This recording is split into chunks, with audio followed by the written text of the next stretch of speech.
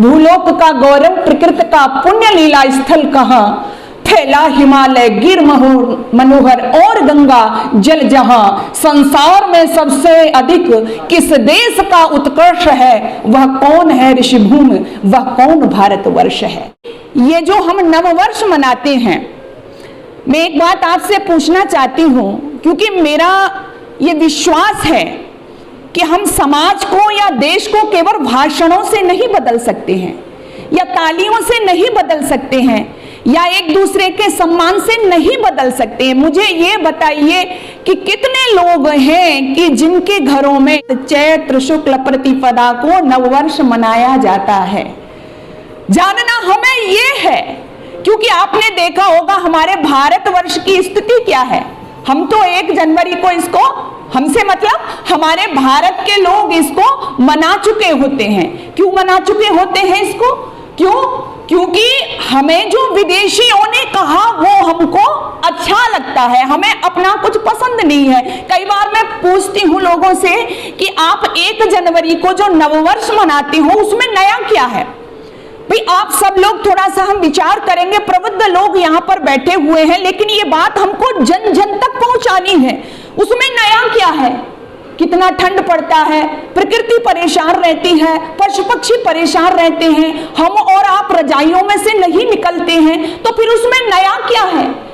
लेकिन हम तो नववर्ष का ढिढोरा पीट रहे हैं, बैंड बजा रहे हैं, तालियां बजा रहे हैं, बड़े बड़े कार्यक्रमों का आयोजन कर रहे हैं। क्यों कर रहे हैं?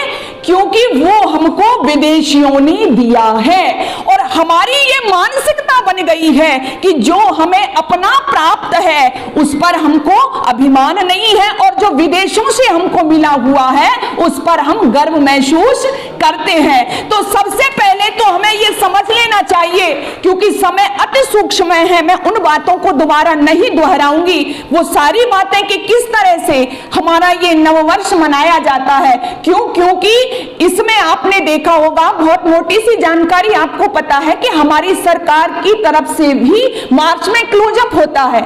हमारे स्कूल कॉलेज जो सब आपने देखा होगा, आपके बच्चे नए नए पढ़ने जा रहे हैं, प्रकृति भी अपना नया रूप धारण किए होती है, नई नई फसल आती है, यानी सब कुछ नया इसमें होता है, इसलिए इसको नववर्ष कहा जाता है।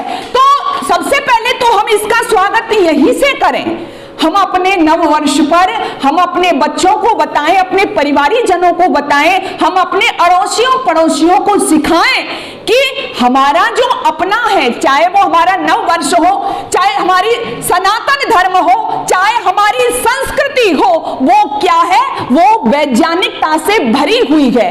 उसका आप एक एक, चाहे कोई पर्व देखें, चाहे उसका कोई त्योहार देखें, चाहे उसका कोई रीति रिवाज देखें, कोई भी परंपरा देखें, उस सब में वैज्ञानिकता है। लेकिन हमें आज उसको समझना है, हमें अपने आप पर गर्व करना है।